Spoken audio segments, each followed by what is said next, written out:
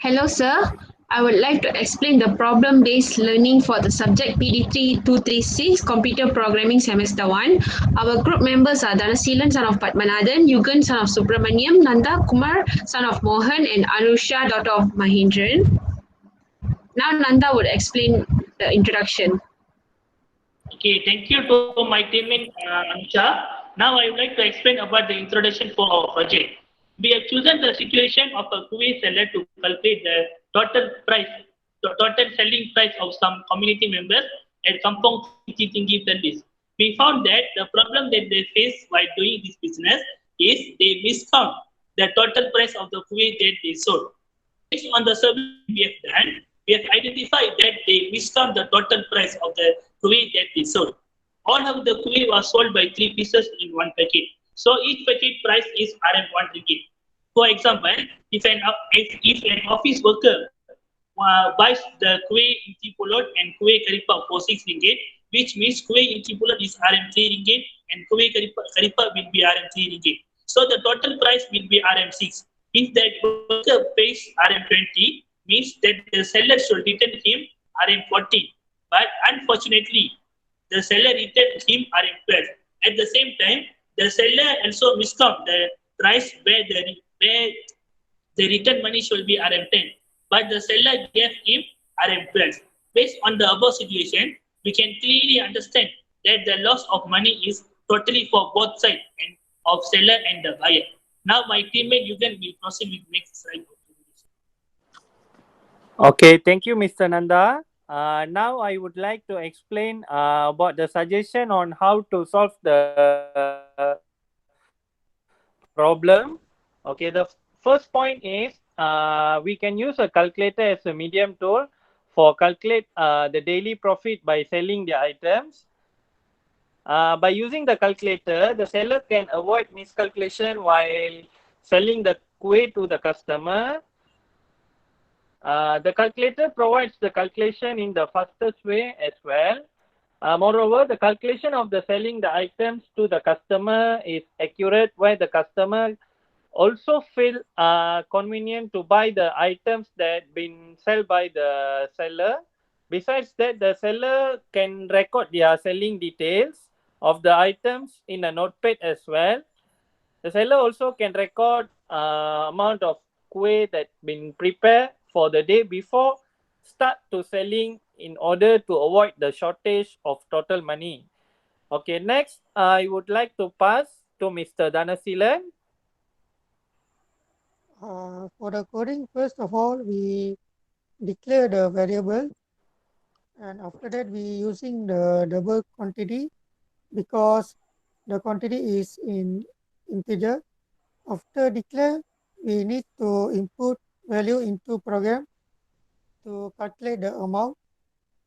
Then input will quantity which refer to how much purchased by the buyer. Then we calculate using by the equation of amount to the quantity times by 1, which are 1 ringgit per packet. After calculate, we print the amount, which is the output. That's all. Okay, thank you, Mr. Dhanasilan. Now I would like to explain about the input devices that can be used in this situation. The first point is calculator can be used as an input device to calculate the profit and loss per day selling. And the next is as a seller, calculator also can be used to calculate the item that bought by the customer in a convenient way. In addition, the kuih seller can use tablet to record their daily expenses and the profit of selling their items. The next is I want to explain about the output devices that been used in this case. Monitor can be used as to display the output of the calculation of profit that been recorded to easier the seller to find out. Next is printer also can be installed for this case to print out the recorded profit so the seller can keep the printout sheet in a file so it easier the seller to find out profit for months. Okay, next I would like to pass to Mr. Nanda. Okay, thank you to Mr. Yugan. As my teammate mentioned before, we choose calculator as a uh, as a better way to prevent the miscount or shortage of the money. Okay, first one is save time. If we use calculator, for sure we can save the time of the calculating the item that we want to sell. And second is less cost, which means to we can reduce the shortage of money, and also we can reduce the item that we buy to calculate the things that we selling. And that is avoid mistake in calculation of prices. As we know, calculating in calculator we can avoid the mistake, which means the calculator will count the total of number according to the number that we press. And fourth one is help the seller to avoid boredom. Five is help the seller to differentiate the price accordingly, which means they can differentiate the Karipap and also the Kuwait Intipulut, which means one is RM1 ringgit and another one is RM2 ringgit, example like that. And six is comfortable to use, which means the seller is really comfortable to use. And seven, and the last one is can bring everywhere.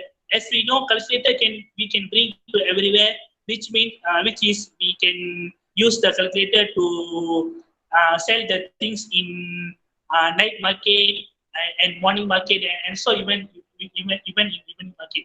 That's all from me. Now I would like to pass the presentation to my next presenter.